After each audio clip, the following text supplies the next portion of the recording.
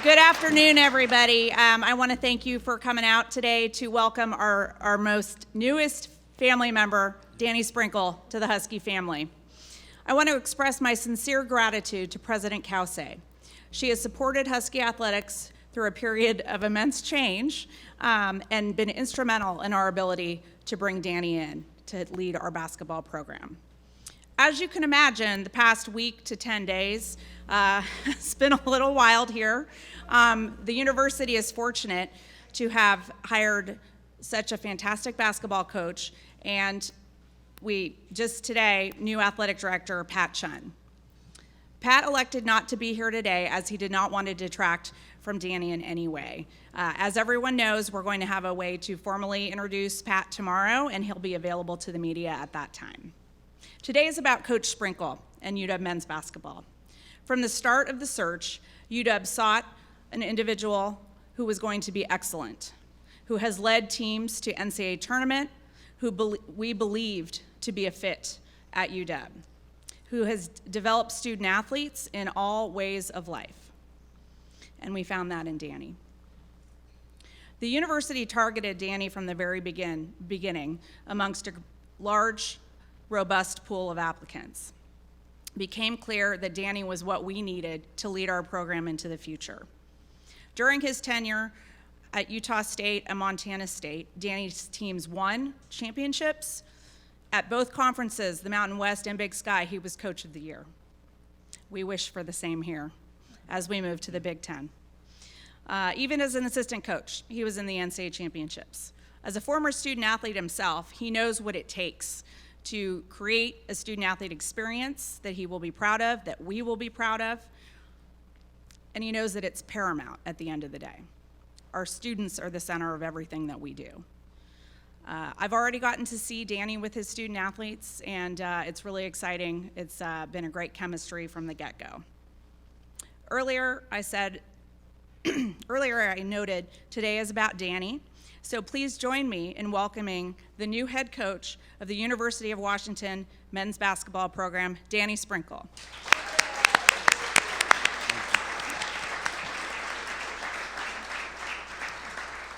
No, it's obviously an honor to, be a part of Husky Nation, and I'll kind of go through some of my, roots, but, first off, I want to, thank my Lord and Savior Jesus. I'm not here without my faith.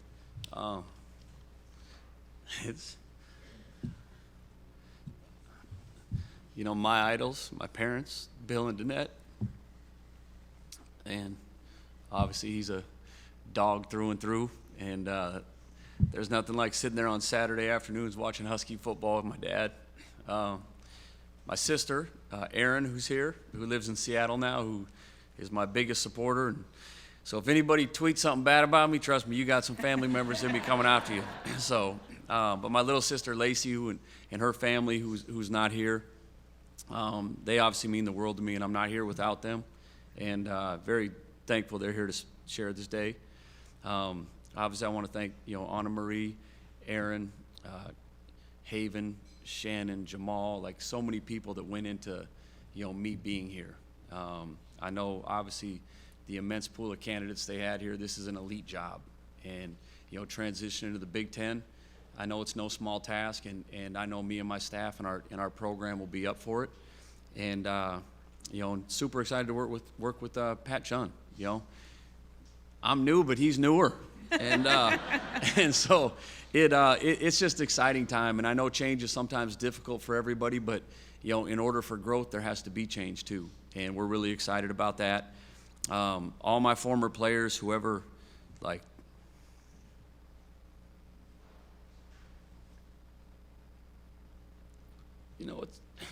it's I'm not here without all of them, from when I was an assistant to Montana State to Utah State, and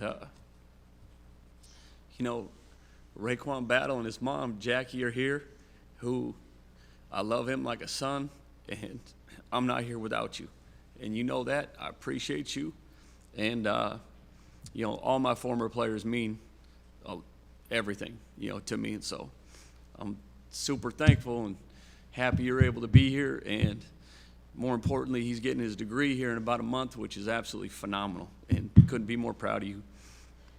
I want to thank, my mentors, Bobby Braswell at Cal State Northridge, who hired me and gave me unbelievable mentorship to this day.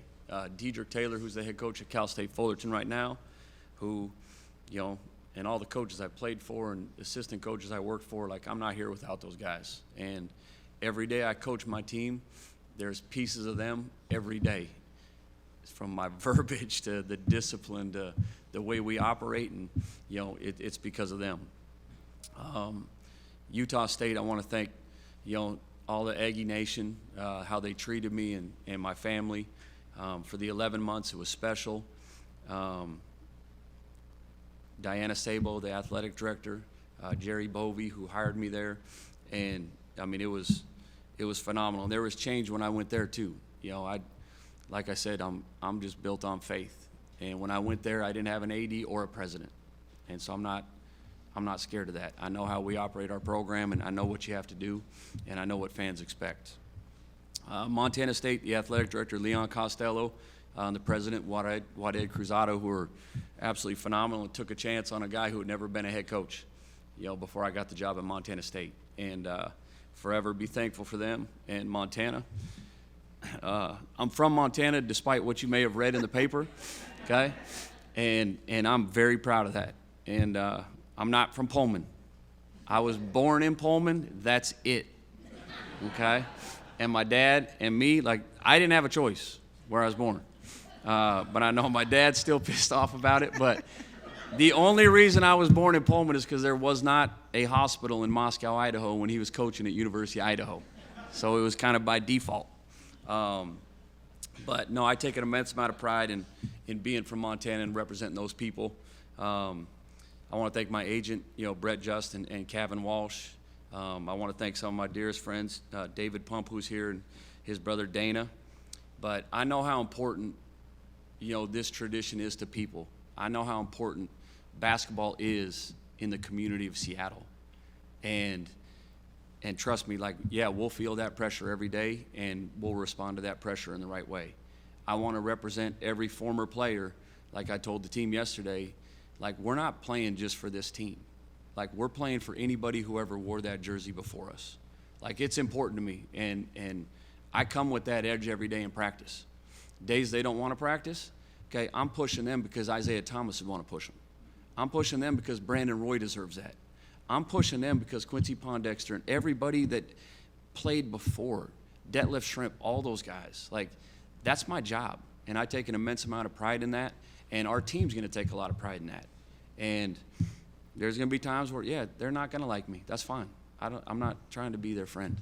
They know I'm going to love them, but they know my job is to push them to be the best they can be, okay, because we got to represent this program in a way that everybody in this community and everybody that's ever worn that jersey or wears the purple and gold is proud of. And that's what I plan on doing. To questions from the press in attendance. Again, please raise your hand and state your name and media outlet.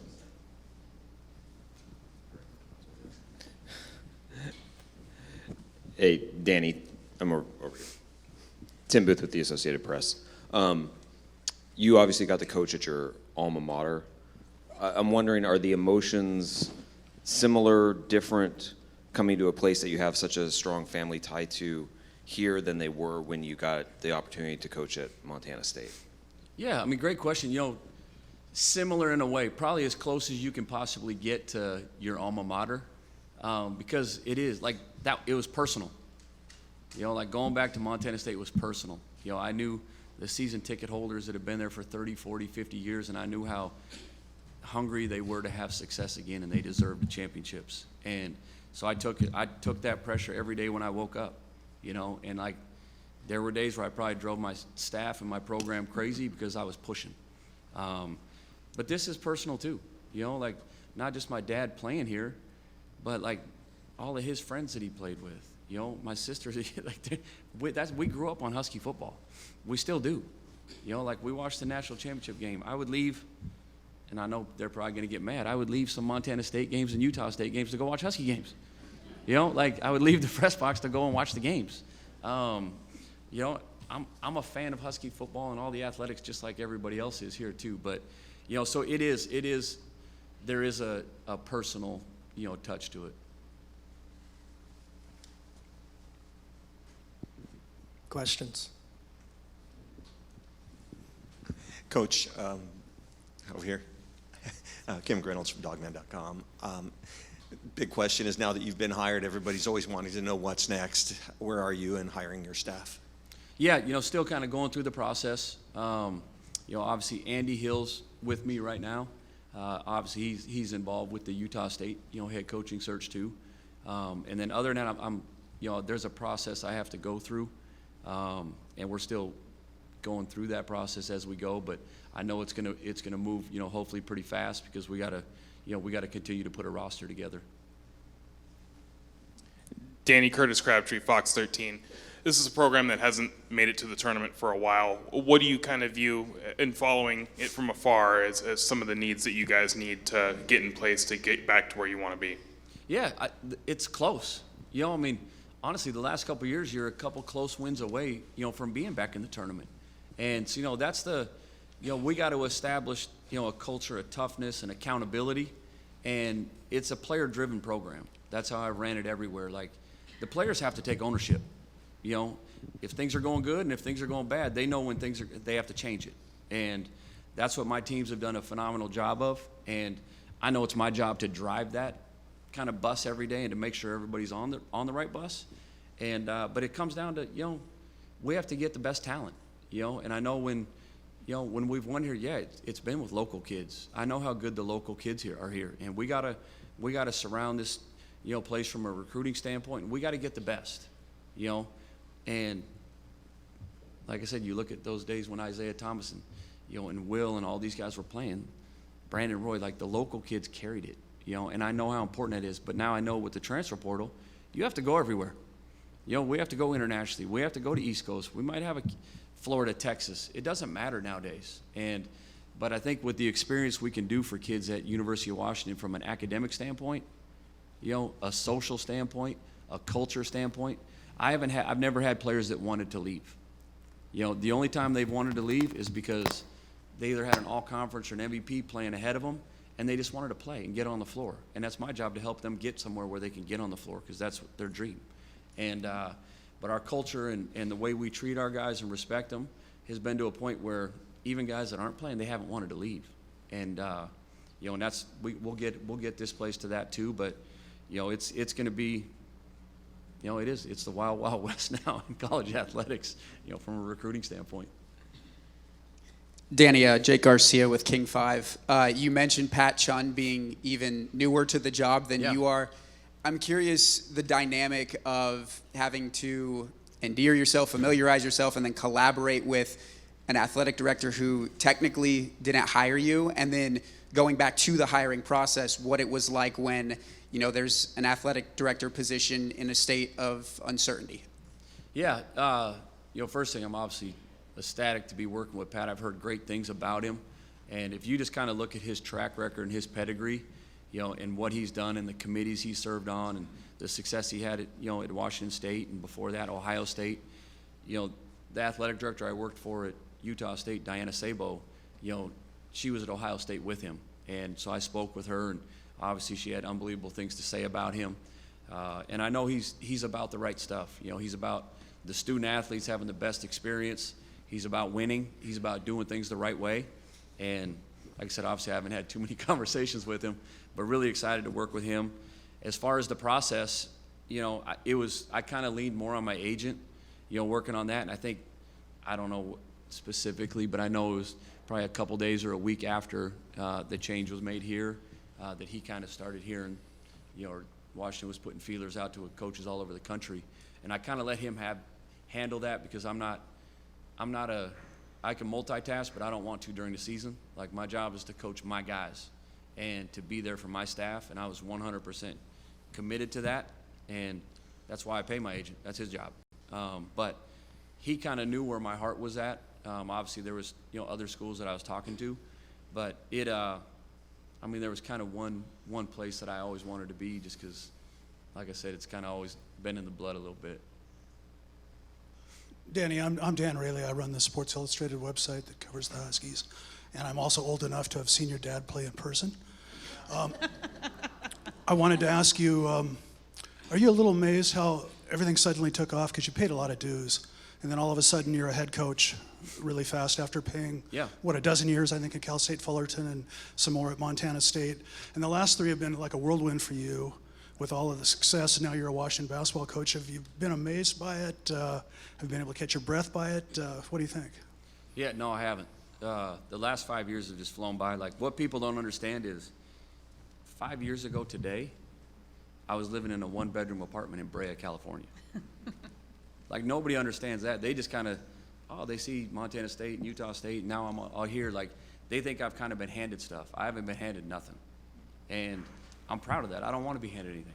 And it's how I grew up, and it's what my family's built with, and it's blue collar, and that's not going to change.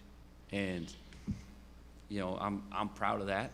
It's has it come fast? Yeah, but it's like I'd been dreaming about stuff. Like, I was dreaming about winning championships at Montana State 10 years before I got hired. You know, like Utah State, I had no idea I was going to end up at Utah State in Logan, Utah. I'm glad I did, because it's all part of like preparing me for a job like this. And the people I've met along the way, you know, the things that I went through as an assistant coach at 18 years, where I couldn't even get an interview for a high major assistant job. I couldn't get a Division II JUCO, in all of it. And it just kind of shows you like how many great coaches are out there that sometimes don't get the opportunity.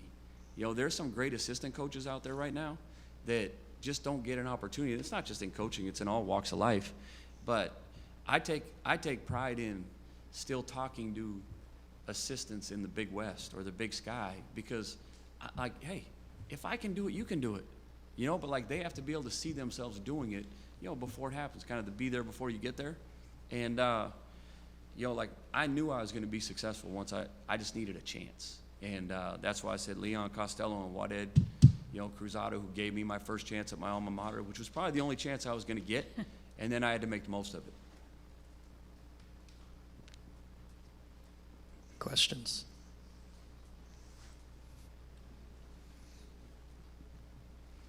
Hey, Coach Sprinkle. Coach Sprinkle, Lars Hansen. I also covered the Huskies basketball team for Sports Illustrated. One thing I noticed about your team is you didn't have anybody coming in with a year of experience last year. How much, kind of to your point, does that help you when you look at this job where most of the team is graduating, but some players could come back on it? What was your impression of the roster when you first looked at it? Yeah, I mean, it'll be similar to last year, but a lot of coaches are going through that now. Now, it's not as extreme as last year. Like you said, we didn't have a point, rebound, assist, nothing returning at Utah State. And we got the job about a month later. And so, you know, I love the players that are here. They're talented. They're tough. I'm obviously, you know, I've met with them a couple times, and we'll have individual meetings too, you know, and I want to make sure that I'm on the same page with them and they're on the same page as me and my staff, and how we're going to act, how we're going to move, you know, because, you know, it might be different, you know, and sometimes change is hard for kids. And so, you know, I want to make sure their head and their heart is in the right place, and all that entails is just being you want to win for that W. You know, it's not about yourself, it's not about it's about Washington basketball, and how are we going to win games, how are we going to be successful. Danny, over. Sorry, these lights are bright. Yeah, no, I got it. What do you talked about the last 5 years and the acceleration of moving up and getting your opportunity. What do you think you've done well as a coach and for those opportunities to present themselves? First, at, you know, the success at Montana State, and then what you did this year at Utah State. Yeah, you know, it's not just me. It's like the staff that I put around myself, you know, and really setting a standard and expectation.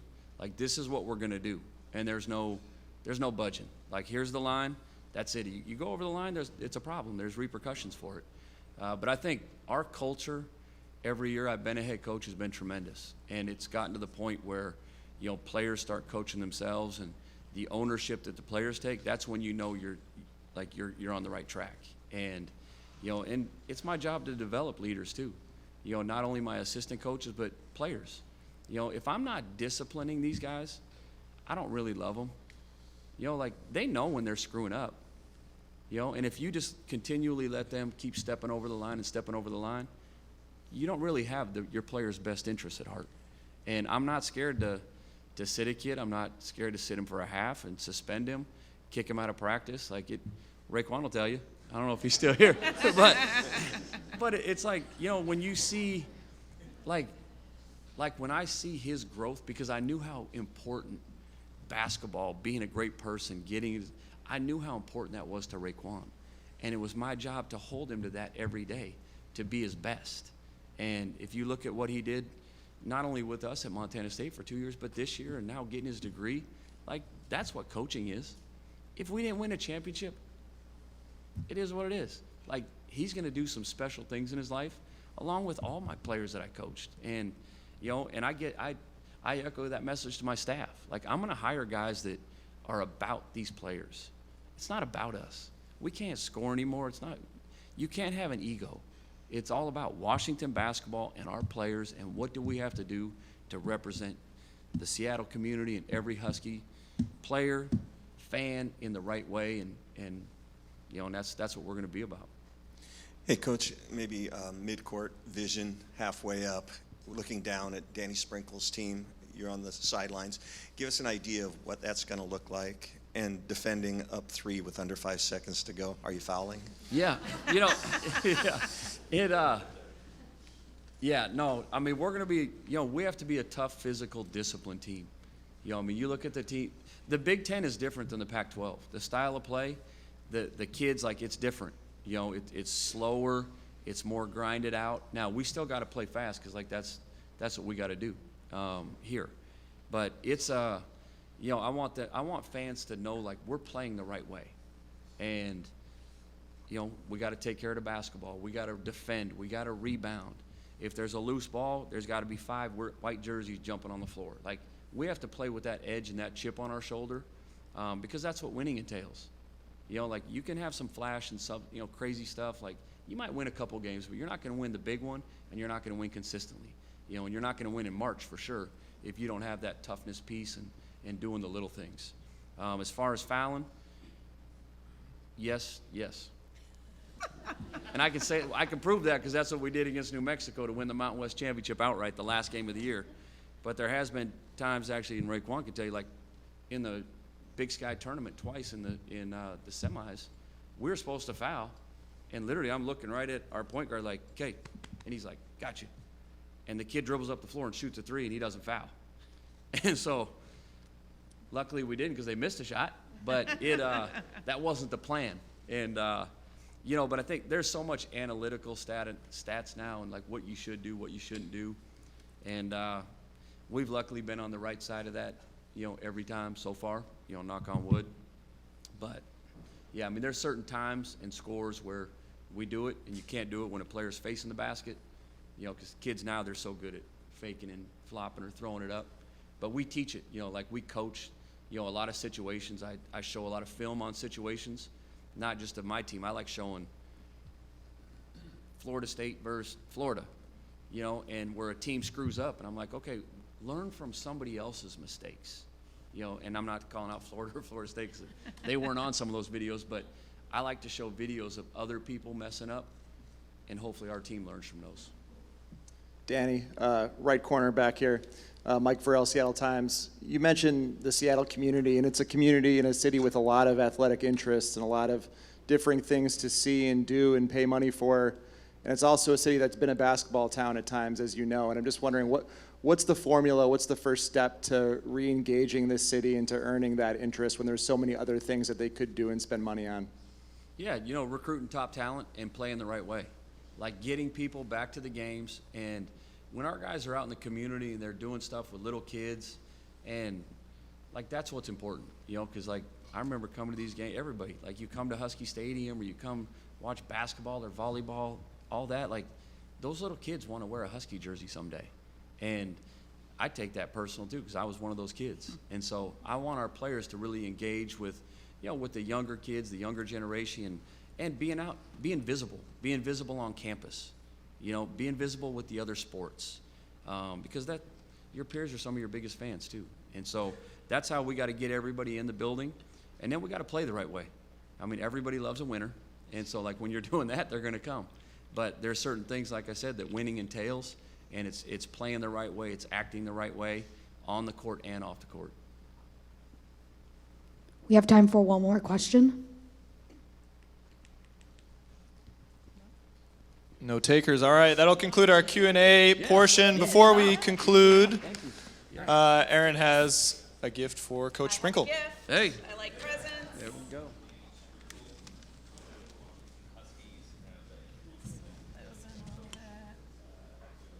Number 20. There we go, number 20.